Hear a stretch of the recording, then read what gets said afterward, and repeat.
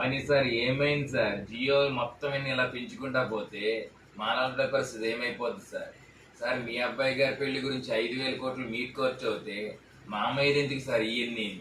Sir 240 రూపాయలే కట్టుకోలేని పరిస్థితిలో ఉంటే మళ్ళీ 299 రూపాయలు చేత మేము ఎలా కట్టుకుంటాం సార్?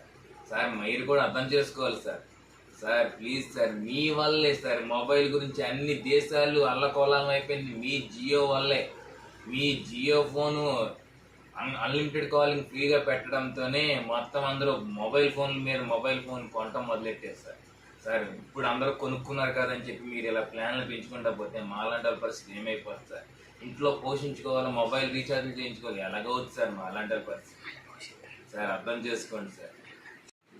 సార్ అర్థం చేసుకోండి సార్. సార్ మా వల్లే మీరు ఎన్ని కోట్లకి అధిపతి అయ్యారు సార్.